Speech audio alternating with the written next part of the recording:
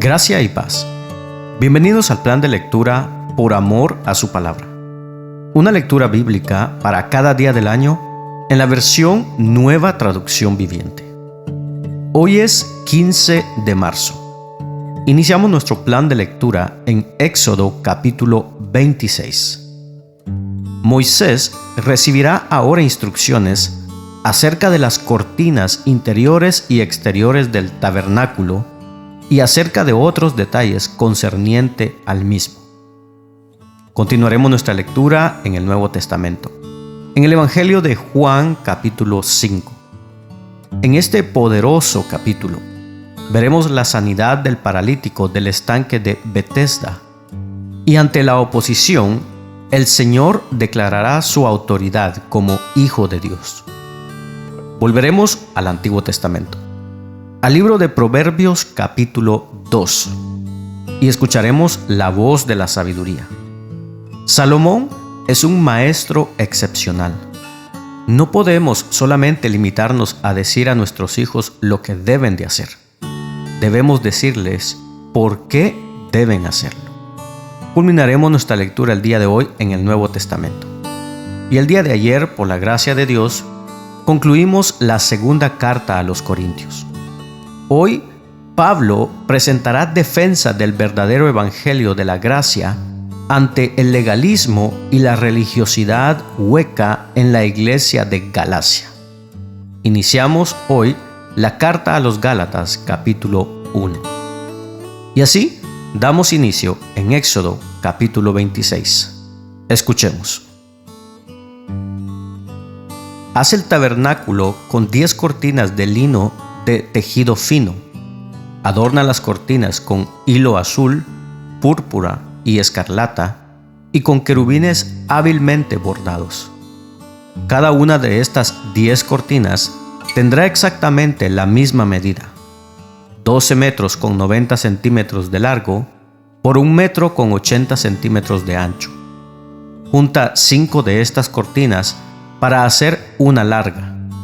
Luego junta las otras 5 para hacer una segunda cortina larga. En la última cortina de cada conjunto pondrás presillas de tejido azul a lo largo del borde. Las 50 presillas a lo largo del borde de la cortina del primer conjunto deben coincidir con las 50 presillas en el borde de la cortina del otro conjunto. Luego haz 50 broches de oro y úsalos para sujetar las 2 cortinas largas. De este modo, el tabernáculo se formará en una pieza completa.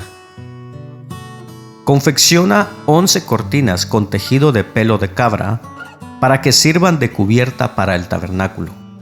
Cada una de estas 11 cortinas deberá tener exactamente la misma medida: 13 metros con 80 centímetros de largo por 1 metro con 80 centímetros de ancho. Junta 5 de estas cortinas para formar una larga, y junta las otras 6 para formar una segunda cortina larga.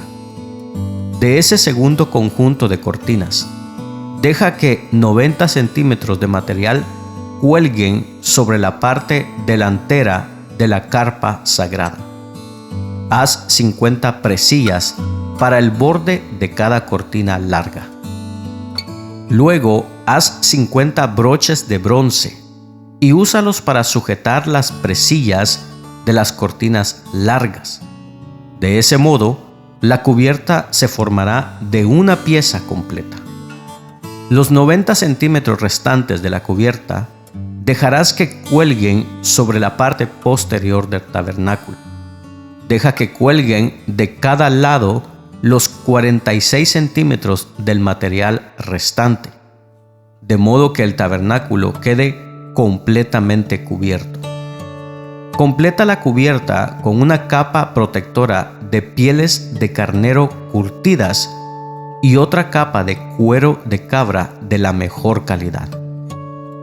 Para el armazón del tabernáculo, construye soportes de madera de acacia.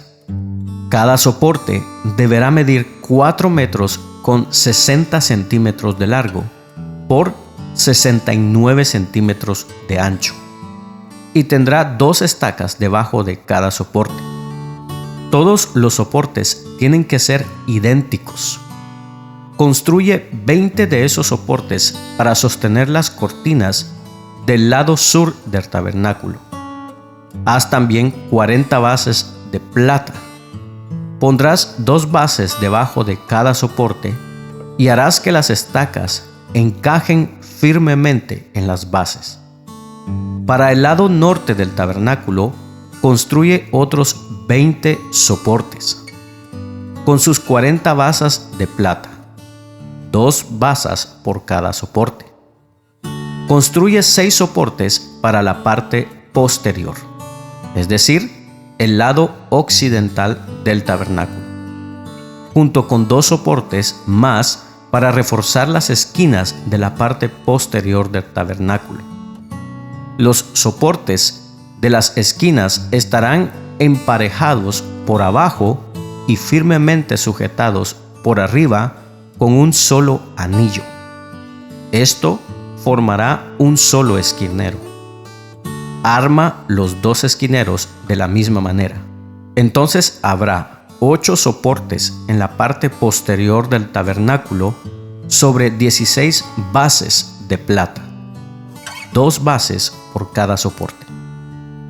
Haz travesaños de madera de acacia para unir los soportes, 5 travesaños para el lado norte del tabernáculo y 5 para el lado sur. Prepara también 5 travesaños para la parte posterior del tabernáculo, que dará al occidente. El travesaño central, sujetado a la mitad de la altura de los soportes, pasará de un extremo del tabernáculo al otro. Recubre de oro los soportes y haz anillos de oro para sostener los travesaños. También recubre de oro los travesaños. Arma el tabernáculo según el modelo que se te mostró en el monte. Para el interior del tabernáculo, confecciona una cortina especial de lino de tejido fino. Adórnala con hilo azul, púrpura y escarlata y con querubines hábilmente bordados. Cuélgala de ganchos de oro, que estarán sujetos a 4 postes de madera de acacia. Recubre de oro los postes y colócalos en 4 bases de plata. Cuelga con broches la cortina interior y coloca el arca del pacto en la sala detrás de la cortina. Esta cortina separará el lugar santo del lugar santísimo. Después pondrás la tapa del arca, el lugar de la expiación, encima del arca del pacto, dentro del lugar santísimo. Coloca la mesa fuera de la cortina interior, en el lado norte del tabernáculo, y ubica el candelero al otro lado de la sala, es decir, en el lado sur. Confecciona otra cortina para la entrada de la carpa sagrada. Elabórala con lino de tejido fino y bórdala con diseños refinados, usando hilo azul, púrpura y escarlata. Fabrica 5 postes con madera de acacia. Recúbrelos de oro y cuelga de ellos la cortina con ganchos de oro.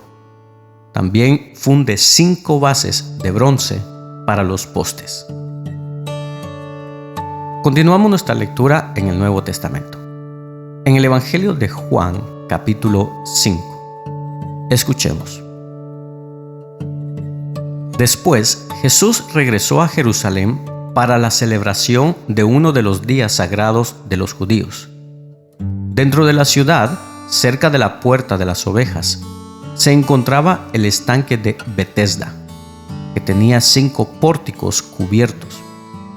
Una multitud de enfermos, ciegos, cojos, paralíticos, estaban tendidos en los pórticos. Uno de ellos era un hombre que hacía 38 años que estaba enfermo. Cuando Jesús lo vio y supo que hacía tanto que padecía la enfermedad, le preguntó: ¿te gustaría recuperar la salud? Es que no puedo, Señor, contestó el enfermo, porque no tengo a nadie que me meta en el estanque cuando se agita el agua. Siempre hay alguien que llega antes que yo. Jesús le dijo: ponte de pie, toma tu camilla y anda.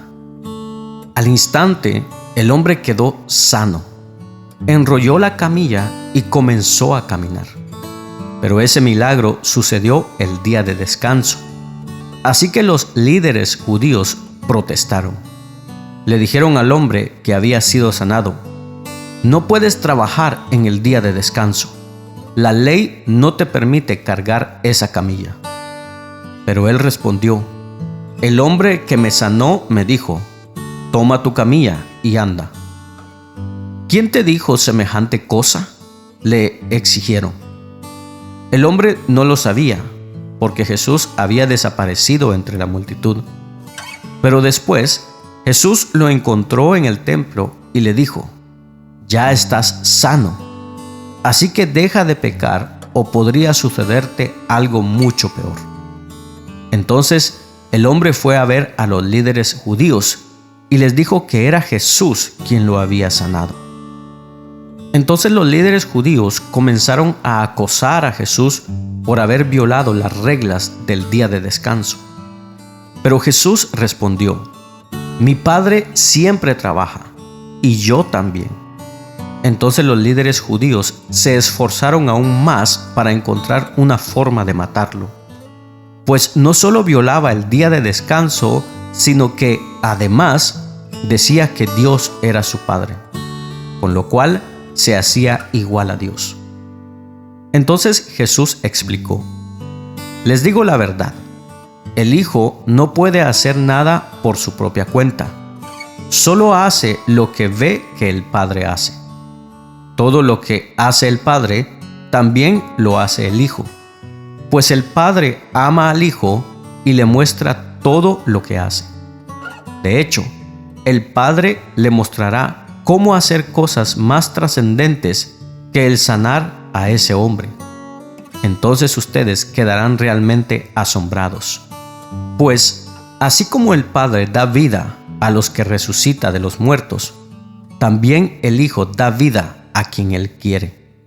Además, el Padre no juzga a nadie, sino que le ha dado al Hijo autoridad absoluta para juzgar, a fin de que todos honren al Hijo así como honran al Padre.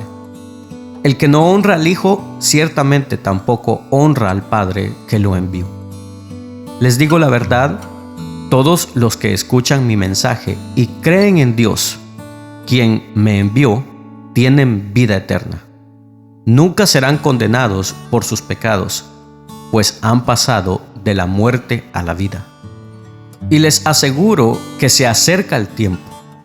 De hecho, ya ha llegado, cuando los muertos oirán mi voz, la voz del Hijo de Dios, y los que escuchen vivirán. El Padre tiene vida en sí mismo y le ha entregado a su Hijo ese mismo poder de dar vida. Y le ha dado autoridad para juzgar a todos, porque es el Hijo del Hombre. No se sorprendan tanto. Ciertamente, ya se acerca el tiempo en que todos los que están en las tumbas oirán la voz del Hijo de Dios y resucitarán. Los que hicieron el bien resucitarán para gozar de la vida eterna, y los que continuaron en su maldad resucitarán para sufrir el juicio. Yo no puedo hacer nada por mi propia cuenta. Juzgo según Dios me indica. Por lo tanto, mi juicio es justo, porque llevo a cabo la voluntad del que me envió y no la mía. Si yo diera testimonio en mi propio favor, mi testimonio no sería válido. Pero hay otro que también da testimonio de mí, y les aseguro que todo lo que dice acerca de mí es verdad. De hecho, ustedes enviaron a sus hombres para que escucharan a Juan el Bautista, y el testimonio que él dio acerca de mí fue cierto. Por supuesto, no necesito testigos humanos, pero digo estas cosas para que ustedes sean salvos. Juan era como una lámpara que ardía y brillaba, y ustedes se entusiasmaron con su mensaje durante un tiempo. Pero yo tengo un testigo aún más importante que Juan: mis enseñanzas y mis milagros. El Padre me dio estas obras para que yo las realizara, y ellas prueban que Él me envió. El Padre mismo, quien me envió, ha dado testimonio de mí. Ustedes nunca han oído su voz ni lo han visto cara a cara, y no tienen su mensaje en el corazón, porque no creen en mí, que soy a quien el Padre les ha enviado. Ustedes estudian las Escrituras a fondo porque piensan que ellas les dan vida eterna. Pero las Escrituras me señalan a mí. Sin embargo, ustedes se niegan a venir a mí para recibir esa vida. La aprobación de ustedes no significa nada para mí, porque sé que no tienen el amor de Dios adentro. Yo he venido en nombre de mi Padre y ustedes me han rechazado. Sin embargo, si otros vienen en su propio nombre, ustedes los reciben con gusto. Con razón les cuesta creer, pues a ustedes les encanta honrarse unos a otros, pero no les importa la honra que proviene del único que es Dios. Sin embargo, no soy yo quien los acusará ante el Padre. Moisés los acusará. Sí, Moisés, en quien ustedes han puesto su esperanza. Si en verdad le creyeran a Moisés, me creerían a mí, porque él escribió acerca de mí. Pero como no creen en lo que él escribió, ¿cómo creerán lo que yo digo? Volvamos al Antiguo Testamento, al libro de Proverbios, capítulo 2. Escuchemos. Hijo mío, presta atención a lo que digo y atesora mis mandatos. Afina tus oídos a la sabiduría y concéntrate en el entendimiento. Clama por inteligencia y pide entendimiento.